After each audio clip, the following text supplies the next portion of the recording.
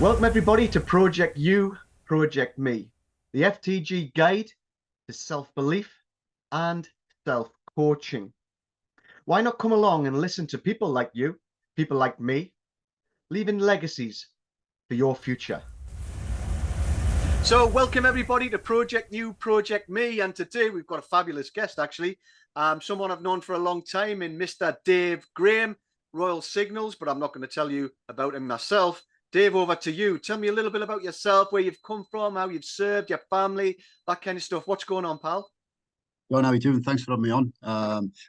Dave Graham, currently Warrant Officer Class 1 Regimental Sergeant Major, based down in Stafford with the Royal Signals, at 16th Signal Regiment, coming up to 24 years service, and currently going through the initial stages of transition.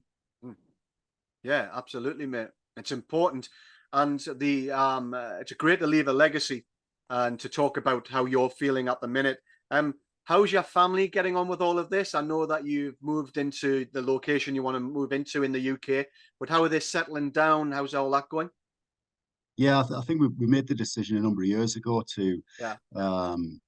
take the family back up to the northeast, Darlington area.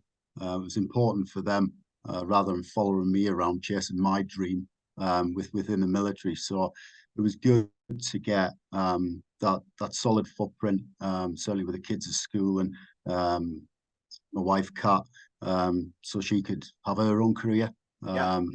Yes, her dreams like I have done mine. Really, really important to get them back up there and understand where we want to settle in the near future more than anything else. Yeah. Well, that story resonates with me, but it'll resonate with many people.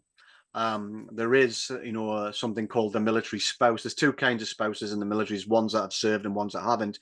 They all come with a massive amount of skill level, and it's undervalued or underused in Civvy Street is probably better way of putting it. And we're trying to get a bit more of that out there because the ability to move, to change, to adapt are some of the greatest skills you need in business. So we're trying to push that out there. So it's fantastic to see that settled, and I'm sure that Kat's doing really well. And well, knowing Kat from the past, and of course, your kids will be getting to that age now where they're going to be flying the nest and doing their own thing as well, and that's important to have that solid base.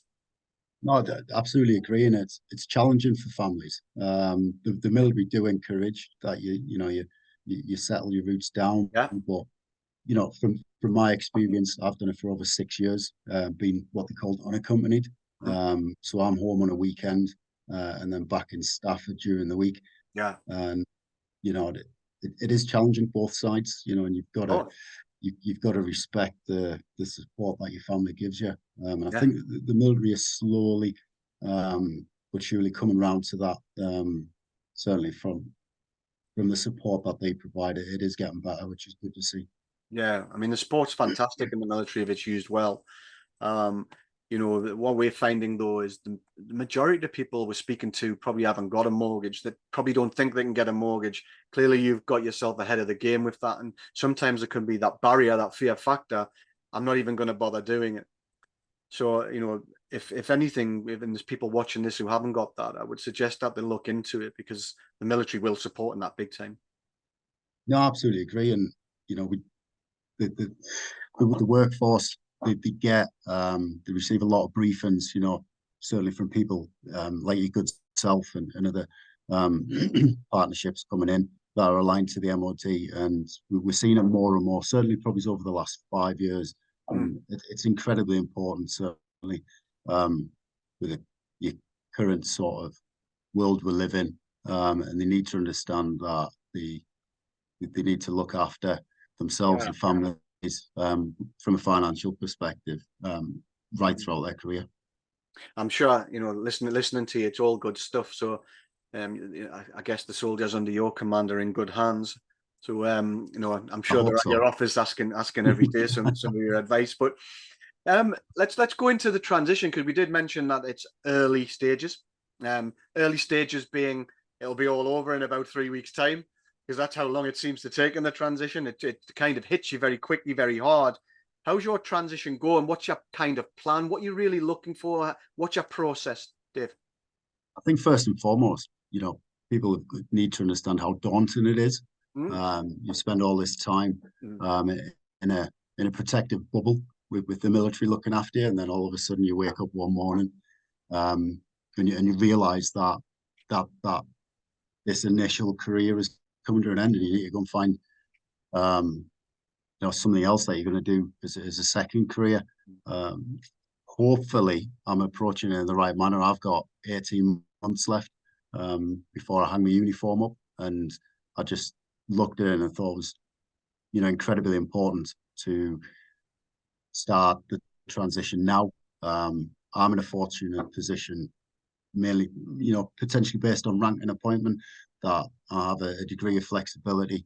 I have the support through my superiors, through my commanding officer, to hopefully transition in the right manner that every service person needs to do, because it's vitally important. Yeah, it's interesting to hear the support from the commanding officer, and the flexibility. Is that being passed down to the soldiers on the ground in the garages, if you like? Are you actively saying to people, put in a plan? We're certainly championing that.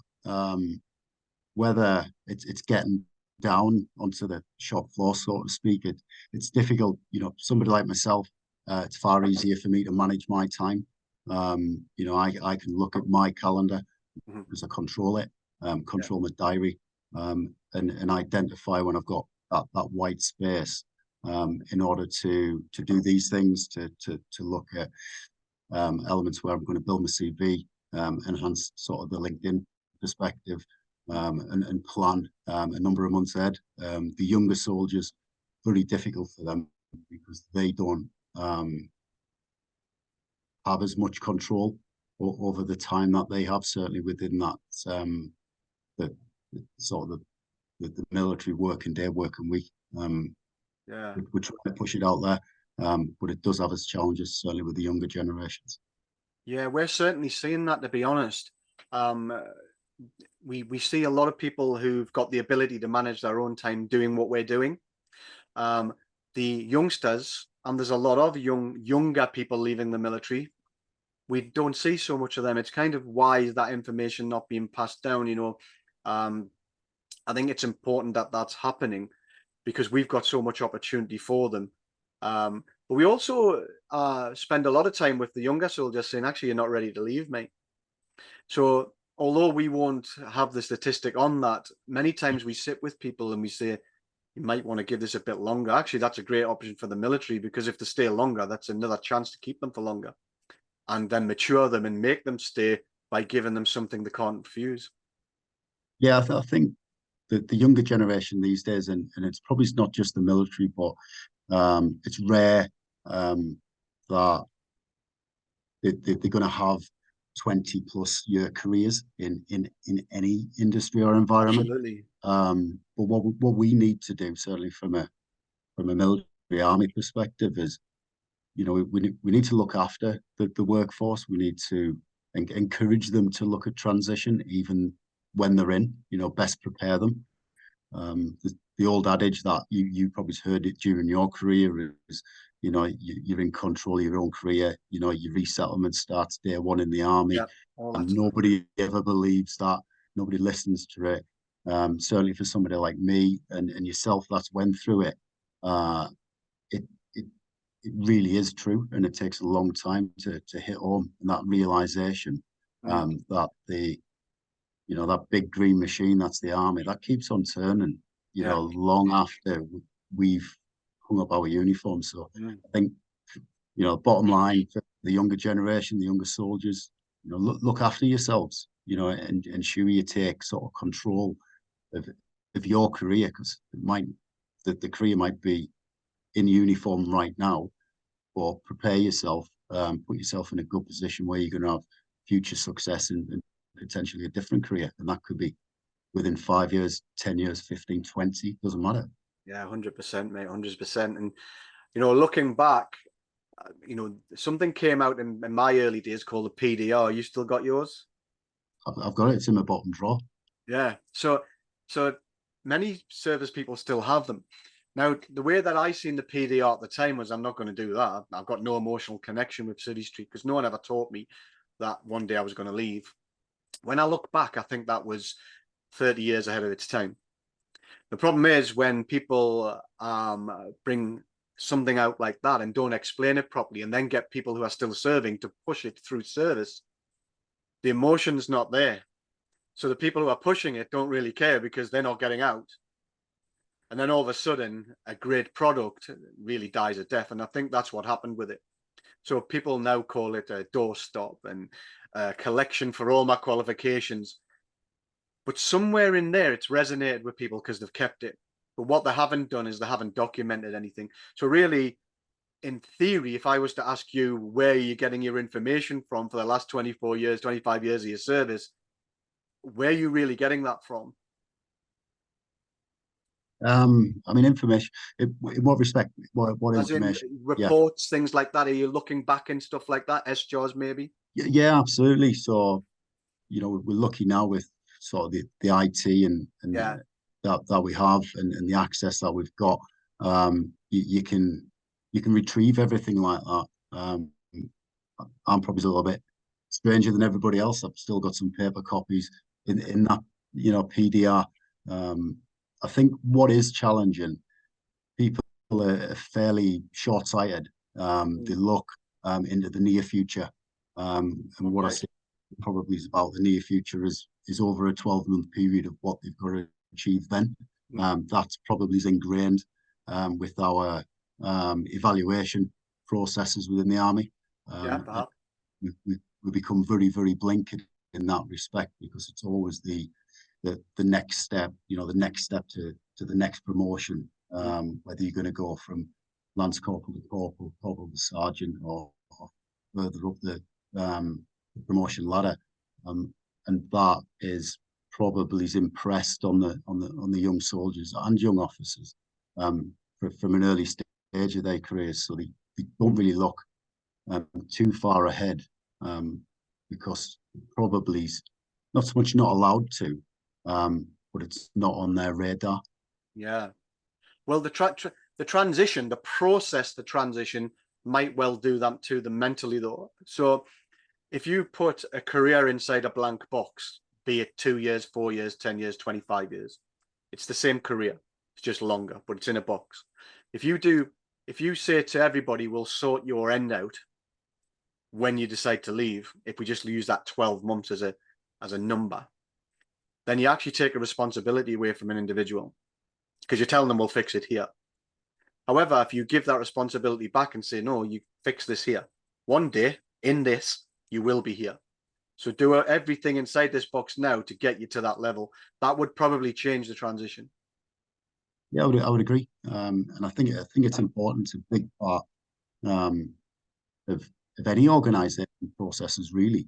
Yeah. We need to first and foremost, you want to develop, you want to retain your quality individuals, your skill sets, but we need to allow them to develop and move on internally or externally, because when we look at the workforce, the big question is how can we get the best out of somebody? Mm.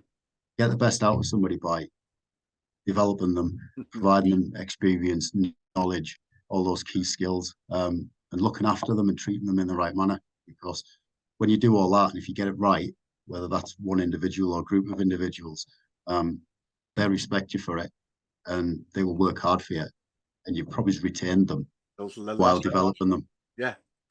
And if you're developing people and they're getting better, then it's much better for the military. Absolutely. And of course, all of the other things come into then, your CPD, your professional development. If you're using professional development correctly, the military can use that. And then you're getting brighter and better people developing your military. One day they're going to leave anyway, whether it's 5 years, 8 years, 12 years. 20. So that time should be invested inside the box rather than at the end. And there's a lot of money invested at the end. And it doesn't matter who does the end, it's going to be difficult to achieve that. Put it in the middle and let them do it themselves. That might change a whole load of things, but it's another story. It's something that we're banging the drum about all of the time. And like you did say, I remember joining the military, and me, my old sergeant would say, "Start looking to the future now," and I used to go, "Yeah, yeah, whatever." That's the mindset. That mindset needs to change, and you'll change that by doing it from day one. But Yeah, I agree. You sort of get swept along on the crest of a wave at times. and it's going to be like that. Yeah, But you can, try to force a little bit of that through early. An 18-year-old might take till they're 22 to understand. So the first 4 years, they might be saying, "What are you going on about?" At I some think stage, though, they will listen. yeah, you're absolutely right, and I'll probably similar to you. Probably for the first 10 years of my career was all about sport. Of course. You don't think of anything else because you end up in a certain circle in that working environment. You're pretty good at something else, Yeah. and you end up doing that quite a bit, and you think that this is great. But we're getting better at professional development. Certainly in where I am now in Stafford, we actively encourage sort of Yeah, professional absolutely. development days and weeks. So the opportunities are coming to the fore within the military now. Could it be better? Like everything, absolutely. Yeah. Yeah, we Well, that's slowly good to get. hear. That's good to hear. And if you're pushing that out, then, I'm sure that your retention will go down because people will feel more valued. But what are you finding? So the FTG, clearly you know me from the past and things like that. How are you seeing the FTG from your side? What are other people saying about it? There must be some talk because we're out there pretty big now. What are you actually seeing? Is the reputation poor? Is it strong? Because I can't see inside the barracks because clearly I don't go on them. Yeah, I mean, and I don't mind disclosing this. I recently held an event for over 250, fairly senior soldiers, which you were actually in attendance of, and you gave a great presentation on the FTG. Um, the feedback that I received on that as sort of the event lead, um, your presentation was head and shoulders above anything else that was delivered over a 2 day period, and we probably had um, 20 guest speakers from you That's know excellent. senior civil servant, senior officer level. The FTG, what is it in a few words? It's refreshing, forward thinking. It's actually Yeah. caring about service leavers Mm, and current service personnel in the army right now. Um, you've got an active interest in, probably each individual that you work with and that you mentor and yeah. then provide advice to. So it's something from my perspective that isn't, it's absolute godsend when it comes into sort of that sort of military element because people actively really really do need it and they'll find the benefit Mm. from it like I am now. Yeah, and I mean them words are very kind, and I thank you for that. And I feel it's about the value. But what we must also make clear is that the FTG wants to work with everybody, and I don't just mean the service leavers, ex-forces, spouses. We need to work alongside CTP. We need to work alongside other businesses, organizations, because what we should really be feeding in is there's a million train tracks out there. And if we can have trains going down all of them and people are understanding those tracks where they go down, then there's going to be more opportunity. If we all just feed into one area, then we're going to create failure and we'll find that people will struggle. And that's what happened to me. I didn't really understand it. I thought I knew best. I went down one track and ultimately I just failed. So we're trying to say to people, the earlier they start this, the more tracks you go down, the clearer your direction at the end and the path you want to go down will be there for you. So that's what we're doing. But thanks very much for that. I didn't know that actually, and we haven't set that up for all those who are listening and watching. But we're going to finish because we're always nice and short and sharp on these things, and clearly people will probably be doing a little run listening for the next 20 30 minutes or driving into work and things like that. This is a difficult one for you because early in the transition, but we're talking about the 3 golden nuggets at the end. So when we are with our listeners, we always want to leave people with something to go away with. So I know I'm probably putting you on the spot a little bit here, but in your experience so far, what would be your 3 golden nuggets for, let's just say, your soldiers to take away if they were leaving now? I think from my sort of immediate experiences right now, prepare early, prepare for that transition early is vitally important. I think whilst it is daunting, have the confidence to reach out and ask for advice. That is vitally important. People are not going to look down upon you. They're not going to think you're stupid. And there's many people out there like yourself, those on the other sort of networks, the LinkedIn. People actually want to help, and that's what I'm finding now. And the last one, look forward to it, because those who have certainly spent a good majority of their early life in the military, you deserve it. You deserve to look forward to future successes and a second career. So yeah, look forward to doing it. Yeah, fantastic. So what I really do here is I just kind of try to pinpoint it. Actually, you've come up with a military process, funny old thing. So we prepare early, we ask questions, and we look forward. So those kind of things will fall into the acronyms we use. I'm not going to go on with what they are now, but many people will follow that. And that's fantastic for those. I think that could be a great thing for your younger people to start to think about that if they are getting out, to get that preparation early. Don't be afraid to ask questions. There's no such thing as a stupid question. Yeah, even as an RSM, I sat in many forums and I had a stupid question I didn't want to ask. And I always think, if I'm an RSM and I won't ask the question, why is one of the young Lance Corporals going to ask it? So it's having the, encouraging people to do that. Really, it's about, having I suppose the balls to do it, the courage. We talk about all these kind of things. It's a difficult one, but then to look forward and understand that one day you are going to leave. You're going to be leaving at some point in this period here. What is it you want to do? So it's really good advice. And I'm sure if you're taking that advice on board yourself, because we all know that warrant officer class 1s, like myself, sometimes think they know better. I'm sure you're going to be an absolute success. But just before we go, I would just like to say thank you for myself. It isn't easy to come on a podcast. You're still serving, but clearly there's been nothing on here that nobody doesn't know.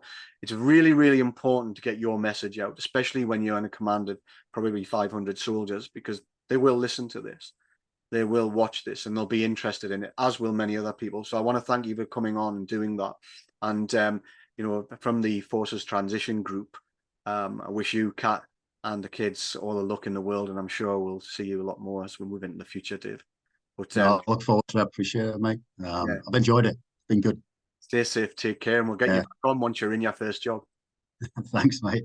All right. So, ladies and gentlemen, that's Project You, Project Me. Thanks for listening in. But remember, we have a Project You, Project Me guide to self-coaching, to self-belief, and it can all be downloaded on our website.